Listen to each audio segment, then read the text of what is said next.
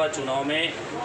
Bharatiya Janata party ने आज जो प्रत्याशी घोषित किए हैं कोटपुतली को लेकर के, उसमें कोटपुतली के तमाम लोग और कार्यकर्ता इकट्ठे थे और सब लोगों ने इस चीज़ को लेकर के अपना विरोध जताया है। मैं भी ये कहूँगा कि भारतीय जनता पार्टी ने जो आज कोटपुतली को लेकर जो निर्णय किया है, तो उस निर्णय से कोटपुतली को और कोटपुतली के लोगों को, कोटपुतली के भाजपा कार्यकर्ताओं को ठेस पहुँची है और इस निर्णय का विरोध हम सब लोग करते हैं। और हमारे केंद्रीय नेतृत्व से भी मीडिया के माध्यम से कहा है कि इतनी बड़ी चूक इस निर्णय में हुई है कि जो लगातार साथी लोग काम कर रहे थे, अनेक ऐसे हमारे सभी समाज के कार्यकर्ता काम कर रहे थे, टिकट भी मांग रहे थे, उन तमाम 5 वर्ष तक लगातार काम करने वाले कार्यकर्ताओं को दरकिनार करके एक ऐसा निर्णय लिया है और ऐसे व्यक्ति को टिकट दिया है जिसने पार्टी के खिलाफ चुनाव भी लड़ा, यहाँ तक कि तो पार्टी के झंडे, बैनर और पार्टी का चुनाव चिन्ह कमल के फूल को भी जलाया और पार्टी के खिलाफ नारेबाजी की। इस निर्णय से पूरा कोटपुतली आहत हुआ है और मैंने यह भी कहा है कि मैं भारतीय जनता पार्टी का कार्यकर्ता हूँ, रहूँगा, लेकिन इस निर्णय के खिलाफ हूँ। परिवार में भी जब कोई एक व्यक्ति कोई निर्णय करता है तो उस निर्णय के खिलाफ परिवार के लोग होते हैं। ऐसा ही हमारा सब लोगों का विरोध है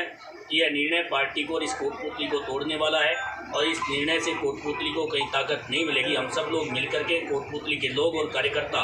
इन सब की राय जान करके हम कोटपुतली को कैसे मजबूत कर सकते हैं, इस दिशा में हम सब लोग आगे बढ़ेंगे। कैसे हम कोटपुतली को मजबूत कर सकते हैं, इसके लिए कार्यकर्ताओं ने तय किया है कि परसों की तारीख को सब कार्यकर्ता इकट्ठे होकर के कोटपुतली के तमाम लोगों की राय जान करके उस राय के मुताबिक ऐसा एक निर्णय जो कोटपुतली को मजबूत करे। और जिस कोटपुतली के अंदर 5 वर्ष से लगातार कांग्रेस के मंत्री ने जो लूट मचा रखी है, कांग्रेस के मंत्री ने इस कोटपुतली के लोगों को पीड़ा दी है, इन सब की समस्याओं का समाधान कर सकें और इस कोटपुतली को मजबूत कर सकें, ऐसा निर्णय लेकर के हम सब लोग आगे बढ़ेंगे। कुछ सर, आप पार्टी के एक मजबूत और सक्रिय कार्यकर्ता हैं, अगर आम जनता की राय अगर आप पर चुनाव लड़ाने के हो तो आप क्या निर्दलीय चुनाव लड़ेंगे? मैं देखो एक बात बार बार कहता आया हूँ कि पार्टी सर्वोपरि होती है। मैं भारतीय जनता पार्टी का कार्यकर्ता हूँ, रहूँगा, लेकिन कोटपुतली मेरा परिवार है, परिवार सबसे पहले है। चाहे मुझे मेरा व्यक्तिगत परिवार भी कहीं पीछे छोड़ना पड़े, इस कोटपुतली के लिए जीऊँगा, कोटपुतली के लिए मरूँगा और कोटपुतली को मजबूत बनाने का काम मैं करूँगा। ऐसा कोई काम नहीं होने दूँगा जिससे कोटपुतली को पीछे मुड़ करके देखना पड़े या कोटपुतली के लोगों को, कोटपुतली के लोगों की भावनाओं को ठेस पहुँचे। मैं कोटपुतली के लिए आगे बढ़ूँगा, चाहे इसके लिए मुझे कुछ भी कीमत चुकानी पड़े। ये सर्वविदित है कि कोटपुतली में भारतीय जनता पार्टी को यदि किसी व्यक्ति ने जीवित रखा है तो वो मुकेश गोयल है। सिस्टम की बात करें, अनुशासन की बात करें तो सारी चीज़ें थी, कहाँ चूक हुई होगी, आपको क्या लगता है? मुझे लगता है कि कई बार पार्टी में कुछ लोग अपने निजी स्वार्थों के चलते कुछ ऐसी बातों को आगे ले जाकर प्रेजेंटेशन करने का प्रयास करते हैं कि सही प्रकार के तथ्य ऐसे व्यक्ति को जो पार्टी के सिंबल को आग में, होली में स्वाहा कर दे, ऐसे व्यक्ति को जो सदा इस कोटपुतली को पीछे धकेलने का काम करे, ऐसे व्यक्ति को जिसने कभी कोटपुतली की सेवा नहीं की हो, ऐसे व्यक्ति को जिसने कोटपुतली के दर्द को नहीं जाना हो, ऐसे व्यक्ति का नाम आगे ले जाकर के रख देना। और तमाम ऐसे जो पार्टी के कार्यकर्ता जिन्होंने 5 वर्ष तक सेवा की और वो मेरे से भी अच्छे कार्यकर्ता हैं, जो इस टिकट के हकदार थे, जो चुनाव लड़ सकते थे, आगे जा सकते थे। यदि जातीय आधार पर टिकट मिलता तो ऐसे बहुत से कार्यकर्ता थे, उन्हें मिलना चाहिए था अवसर। मैं उन सब के निर्णय में साथ रहता, पार्टी के निर्णय में साथ रहता, लेकिन पार्टी के खिलाफ नारेबाजी करने वाले व्यक्ति जिसने पार्टी के झंडे जलाए उसके साथ मैं कदापि नहीं हूँ, क्योंकि जो भाजपा के खिलाफ है, मुकेश गोयल उसके खिलाफ है, और जो कोटपुतली को मजबूत नहीं कर सकता मैं उसके भी खिलाफ हूँ। राजस्थान में कोई भाजपा का चेहरा नहीं है सीएम के लिए और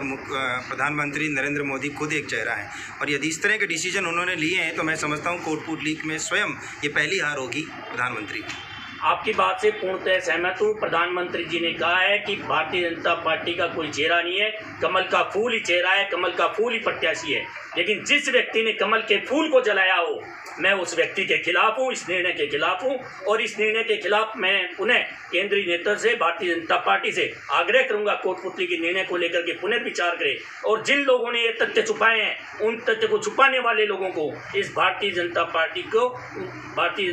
की रीति नीति से अवगत करा करके उन्हें पीछे बिठाने का काम करें। और मैं यही कहूँगा आप सबसे कि हम सब लोग वही निर्णय लेंगे जो कोटपुतली के, भारतीय जनता पार्टी के कार्यकर्ता, कोटपुतली परिवार के लोग, इस कोटपुतली समाज का हर व्यक्ति जो निर्णय लेकर आगे बढ़ेगा उसी निर्णय में मुकेश गोयल साथ है और मुकेश गोयल केवल कोटपुतली के लिए जिएगा, मरेगा, कोटपुतली को मजबूत बनाने का काम करेगा। मैं बार बार ये बात कह रहा हूँ। एक आखिरी सवाल ये है कि इस निर्णय ने भाजपा के तमाम कार्यकर्ताओं को दिग्भ्रमित कर दिया है, बड़ी दुविधा में डाल दिया है कि वो क्या करें।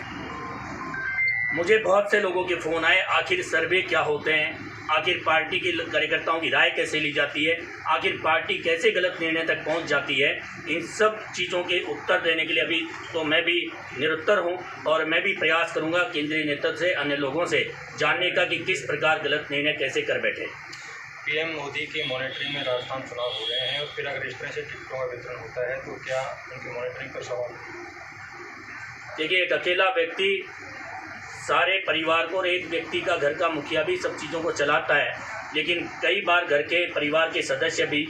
उस चीज़ को गलत तथ्य पेश करके गलत निर्णय करवा लेते होंगे। ऐसा ही कुछ हुआ होगा, क्योंकि जिस व्यक्ति को भी यहाँ से प्रत्याशी बनाया जा रहा है उस व्यक्ति ने पार्टी के सिंबल को आग लगाना, इससे बड़ा कुकृत्य कोई हो नहीं सकता है। इस चीज़ को लेकर हम सबको पीड़ा है कि जिस व्यक्ति ने बीजेपी को गालियाँ दी, जिस व्यक्ति ने बीजेपी के झंडे जलाए, जिस व्यक्ति ने कमल को गाली दी, वह व्यक्ति हमें कदापि स्वीकार नहीं है और इस निर्णय के हम आज भी विरोध हैं और आगे भी रहेंगे। पार्टी से बागी होकर के अक्सर लोग वापस से पार्टी में आ जाते हैं और उन्हें टिकट मिल जाती है, ऐसे एक नहीं बहुत सारे उदाहरण हैं और ये उदाहरण कोटपुतली पे भी लागू होता है। देखिए, बागी होना एक परिवार के निर्णय से कई बार परिवार का सदस्य भी रूठ के चला जाता है, लेकिन वह कभी भी अपने माँ बाप को गाली नहीं निकालता है। रूठ के जाने वाला व्यक्ति परिवार के खिलाफ नहीं बोलता है, निर्णय के खिलाफ अवश्य रहता होगा, लेकिन इस व्यक्ति ने पार्टी को छोड़ा। बालाजी फिनसर्व, जहां मिलती है आपको वाहन बीमा, स्वास्थ्य बीमा, म्यूचुअल फंड, जीवन बीमा, फाइनेंस, साधारण बीमे की सभी सुविधाएं। कार्यालय बानसूर महाविद्यालय के पास, बाईपास रोड, बानसूर। मुख्य कार्यालय लालकोठी, कोटपुतली। अधिक जानकारी के लिए संपर्क करें 8302367656।